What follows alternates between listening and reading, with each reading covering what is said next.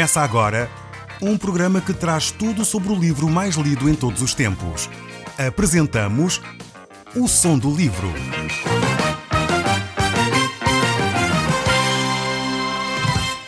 Seja muito bem-vindo. Neste podcast vai encontrar o livro mais conhecido e lido em todo o mundo. Vamos levá-lo numa viagem pela história da humanidade. Este é um audiolivro para si, para a sua família e sociedade em geral. Contextualização e comentários de Paulo Chaveiro. Eu sou Paulo Chaveiro e nós hoje estamos de volta à Epístola de 1 João. Nós estamos a fazer a introdução deste livro tremendo que nós encontramos nas Escrituras e que é escrito pelo apóstolo João. O apóstolo João escreveu o Evangelho, escreveu as 3 cartas e escreveu também um livro de Apocalipse. E nesta primeira secção que nós encontramos aqui, nós vamos ver um dos princípios que a Bíblia relata. Eu não sei se você sabia, nós temos na Bíblia vários princípios, 3 pelo menos.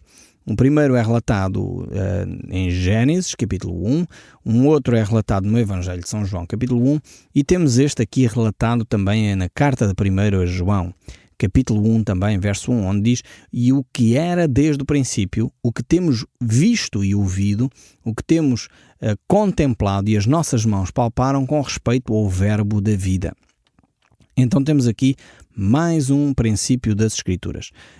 Se por um lado nós encontramos o princípio dos princípios, podemos dizer assim, no livro do Gênesis, quando Gênesis capítulo 1, verso 1 diz: "No princípio criou Deus os céus e a terra", aqui fala do princípio da criação, e é de facto uma das coisas mais combatidas hoje em dia, ainda que faz-me alguma espécie, sinceramente, que pessoas inteligentes sejam tão vorazes, pessoas tão difíceis a aceitar uma teoria como é a teoria da criação, apresentando simplesmente uma outra teoria, mas querem fazer com que essa teoria passe a lei sem que haja provas científicas para tal. É interessante ver que a teoria diz que houve uma grande explosão inicial e que a partir dessa grande explosão criou-se o universo. A minha pergunta é quantas vezes isso já foi provado, porque supostamente a teoria científica baseia-se na observação e na experimentação. A minha pergunta é quantas vezes é que já se conseguiu experimentar de novo em laboratório uma explosão que criasse ordem e não caos.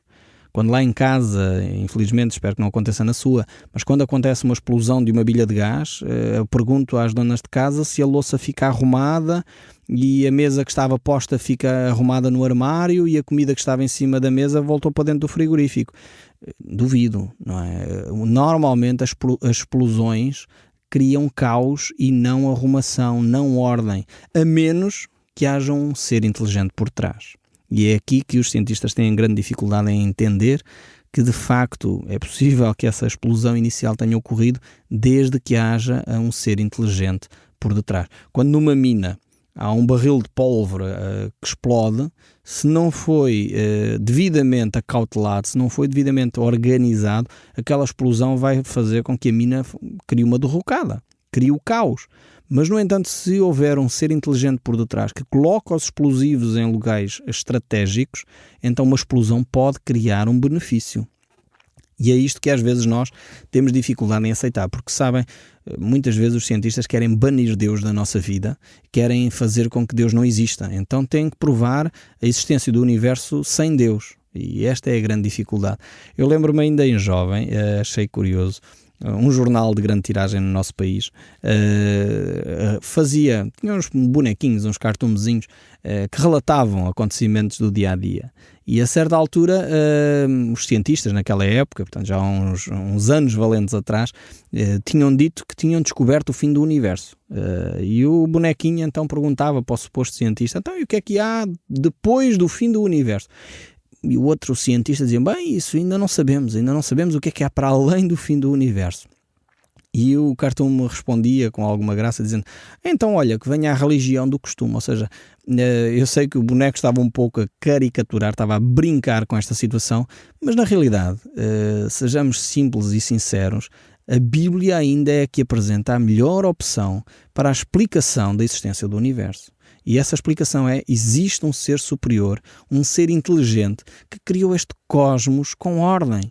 Bastaria o nosso planeta estar 1 quilómetrozinho afastado da sua rota, em torno do Sol, para não existir vida como nós a conhecemos hoje. E dizer que isto foi o acaso que promoveu, realmente, sinceramente, a mim faz-me alguma impressão que homens inteligentes e mulheres inteligentes cheguem a esta conclusão. E é quase a mesma ideia de que o dicionário de língua portuguesa surgiu porque uma máquina numa tipografia explodiu. E isso gerou um dicionário organizado como nós o temos. Quer dizer, é tão ridículo pensar nisto, como pensar que o universo veio existir com esta harmonia, com esta ordem, com esta perfeição até, como ele existe, simplesmente porque milhões de anos ou bilhões de anos ocorreram entre uma explosão e a outra. Eu pergunto se você, eu não sei se você gosta, eu quando era jovem, uma das minhas brincadeiras foi desmontar um relógio de corda, um despertador que a minha mãe tinha, desmontei-o todo e voltei a montar. O relojoeiro já tinha dito que aquilo não tinha saúde possível, já não havia reparação para aquele relógio, e então eu achei que era uma boa forma de eu utilizar o meu tempo, foi desmontar aquele relógio todo e voltei a montar. Graças a Deus ficou a funcionar, ainda sobraram peças, mas ficou a funcionar, aquele relógio ainda durou mais uns tempos. Mas eu não acredito que se eu tivesse desmontado, e aconteceu-me isso, eu não fiz tudo num dia só, desmontei e pus em cima de um tecido para não perder as peças, porque eram peças pequeninas, eu quando lá cheguei no outro dia, as peças estavam no mesmo sítio, quer dizer, eu não acredito que se passassem milhões de anos, aquele relógio se ia juntar lentamente, devagarinho, e de repente tínhamos outra vez o relógio a funcionar sem ninguém lhe mexer. E é isto que os cientistas dizem em relação ao universo. Ok, houve um conjunto de rochas que explodiram e porque passaram muitos milhões de anos passou a existir vida. Desculpem, mas eu sei que sou muito limitado, nem sou cientista, nem quero ser, mas é-me difícil engolir esta tese. Sinceramente, continuo a achar que é mais razoável pensar que existe um ser inteligente que criou todas as coisas. Pode, e sem dúvida as coisas têm uma certa evolução, se não há dúvida, a natureza tem a sua própria dinâmica, mas existe um ser inteligente por detrás de todo este fenómeno que é a criação do universo. E aqui o livro do Gênesis simplesmente diz isso. No princípio criou Deus os céus e a terra. Este é o primeiro princípio de todas as coisas. A Bíblia, como eu disse, não pretende ser um livro de geologia, dizer que a Terra tem 10 milhões de anos, ou tem 10 bilhões de anos, ou 10 não sei quantos. A Bíblia não pretende definir datas, nem diz aqui sequer quanto tempo é que a Terra tem. Simplesmente afirma o facto de que Deus, um ser inteligente, por detrás de todas estas coisas, criou o cosmos na sua harmonia, as galáxias na sua harmonia, a Terra que gira em torno do Sol na sua harmonia e os planetas que dão consistência ao nosso sistema solar e tudo o resto que nós conhecemos. Depois temos um outro princípio, eu gostaria de focar a nossa atenção aí. Um outro princípio que já é relatado pelo apóstolo João. Encontramos no Evangelho de João, capítulo 1, e verso 1 e 2. Diz assim: no princípio era o Verbo, e o Verbo estava com Deus, e o Verbo era Deus. Ele estava no princípio com Deus, e todas as coisas foram feitas por intermédio dele, e sem ele nada do que foi feito se fez. Agora temos aqui o princípio da eternidade. Ou seja, fala-nos de Cristo na sua eternidade, vai para além da criação. Ou seja, e este é de facto um passo gigantesco para o homem. No princípio era Deus, no princípio era o Verbo, era a palavra. Esta expressão que é traduzida aqui para o português de verbo, poderia ser traduzido pela palavra. No princípio era a palavra. E a palavra estava com Deus e a palavra era Deus. E depois nós entendemos pelo verso 14 que esta palavra que era Deus se fez carne e habitou entre nós. Ou seja, Deus se fez carne e habitou entre nós. Eu sei que há pessoas que têm alguma dificuldade em entender esta verdade bíblica.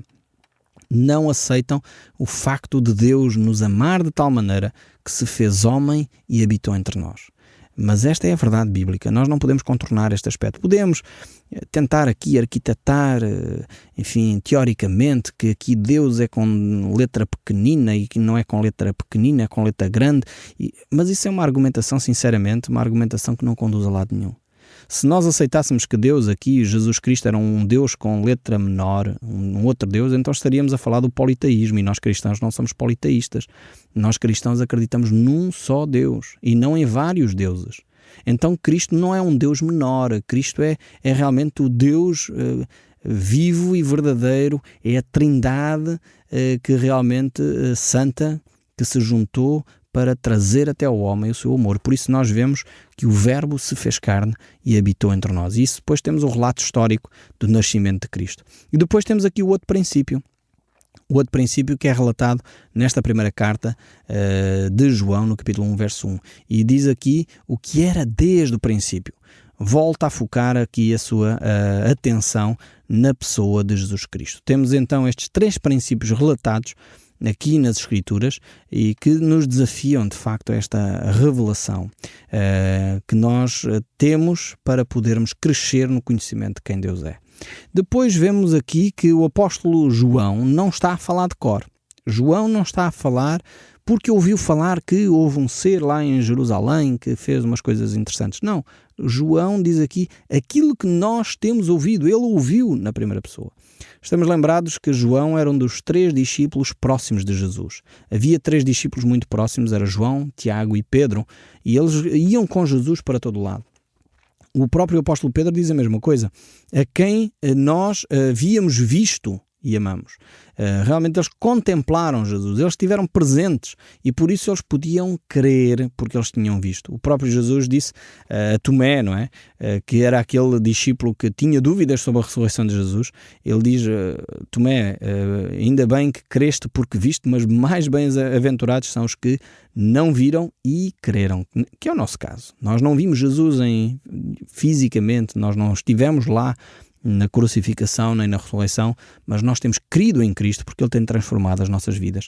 E a promessa de Cristo tem-se cumprido em nós. Quando Ele diz, eis que estarei convosco todos os dias, até à consumação dos séculos. Depois vemos que o apóstolo João não só ouviu falar de Cristo, não só ouviu, como ele usa aqui a palavra contemplamos. Esta expressão contemplamos é uma expressão muito interessante, que significa observar cuidadamente, observar com muita atenção. Ela provém de uma palavra grega que diz teastra, que vem ou deriva na mesma palavra teatro, e realmente esta palavra tem a ver com o observar, com o olhar, com o contemplar, com o admirar, com estarmos extasiados diante de alguma coisa. E ela aplica-se sem dúvida a Jesus Cristo. Contemplamos a sua glória, a glória do unigênito do Pai. Este é um outro texto bíblico referente a Jesus Cristo e João realmente contemplou a Jesus. Contemplamos e as nossas mãos tocaram, diz aqui o texto bíblico. Não foi só ouvir, não foi só ver, ele podia ter visto à distância, mas ele teve o privilégio de tocar. Jesus era mesmo real. Jesus não era só um ser divino, mas ele era um ser humano, era um ser que podia ser tocado. E ele tocou, a Bíblia mostra que ele reclinou a sua cabeça sobre Jesus Cristo, e é por isso que muitos autores reconhecem que João provavelmente ainda era um adolescente quando começou a seguir a Jesus Cristo. Era um jovenzinho quando começou a ser discípulo de Cristo, porque tinha essa proximidade do Mestre, como um filho tem para com o seu pai. E João tinha essa proximidade, teve este contacto físico com Jesus. Jesus em muitas circunstâncias desafiou Tomé a tocar as suas mãos quando ele ressuscitou, porque alguns duvidavam da ressurreição de Jesus, e Jesus diz, vede as minhas mãos e os meus pés, sou eu mesmo, palpai-me, verificai, porque um espírito não tem carne nem osso como vedes que eu tenho. E aqui nós entramos num domínio que nós não compreendemos totalmente, que é o domínio do corpo ressurreto.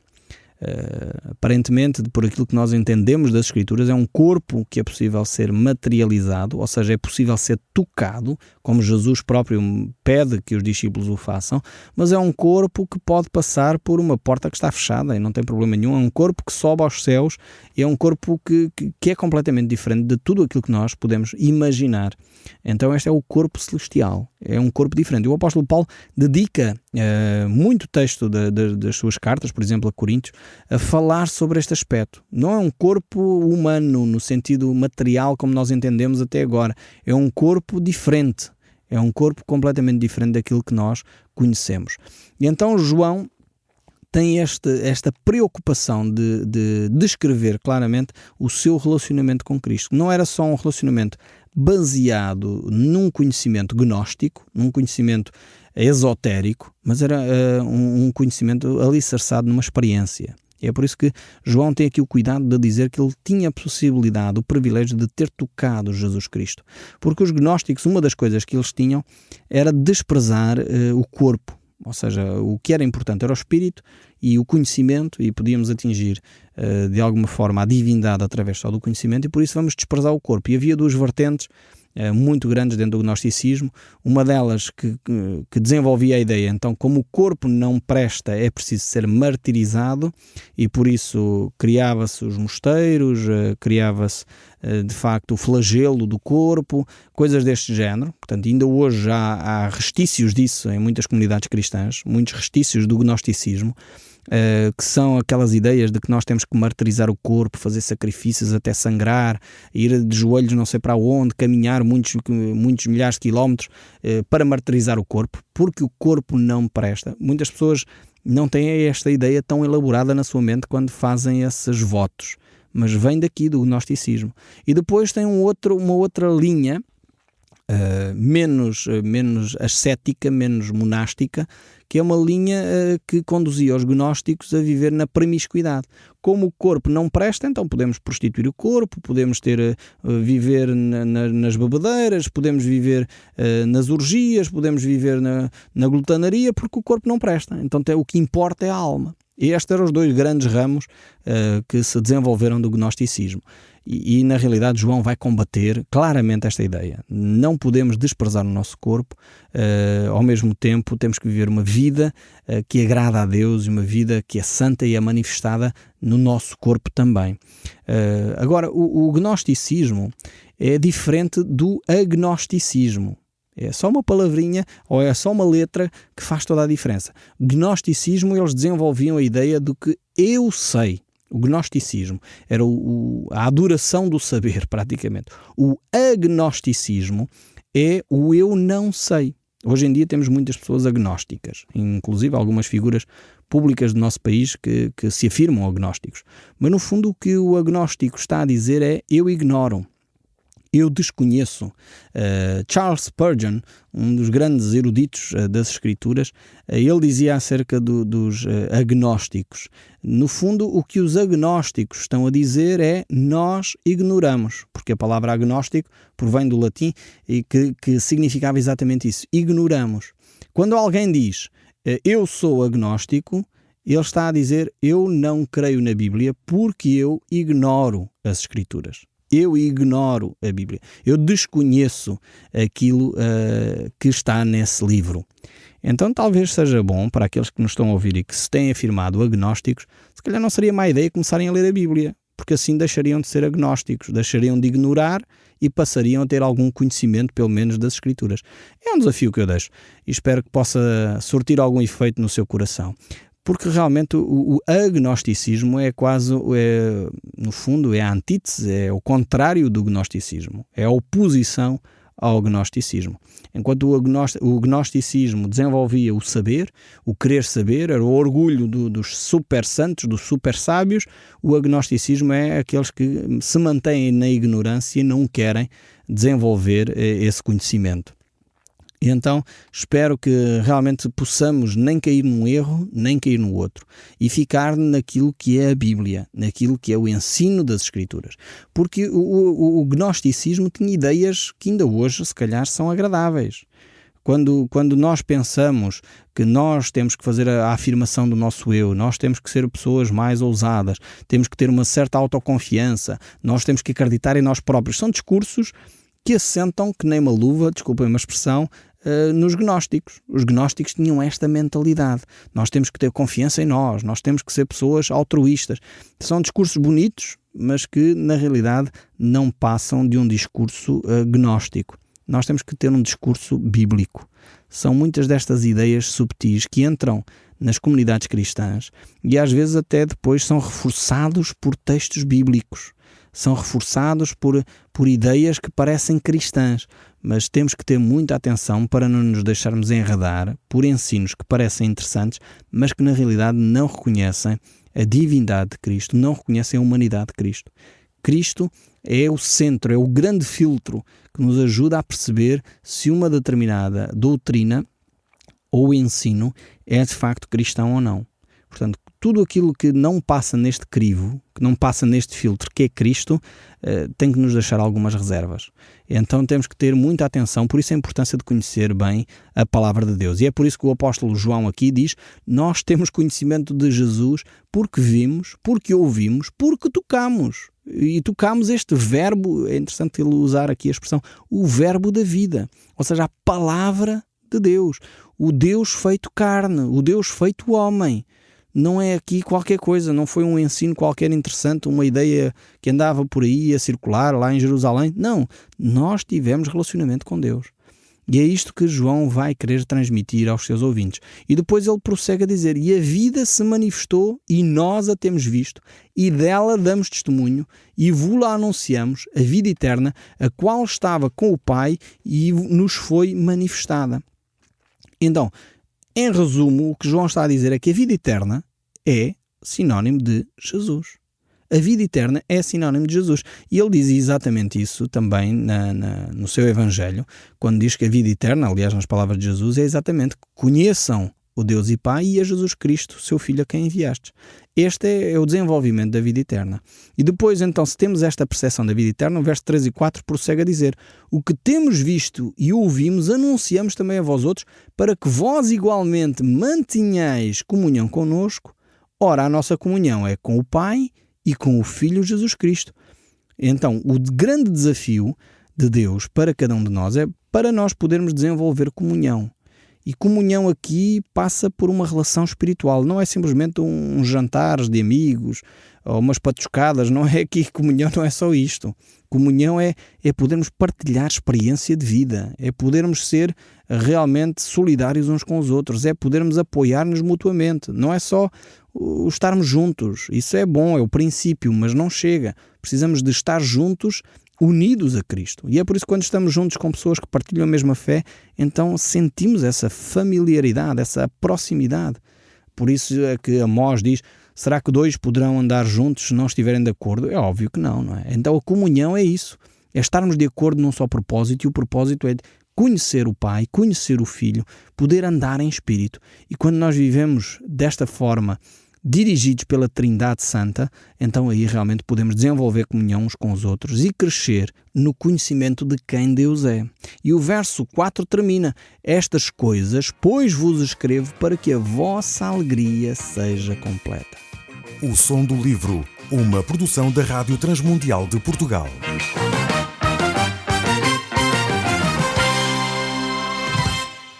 RTM. Conhece todos os nossos programas em rtmportugal.org. Uma produção da Rádio Transmundial de Portugal.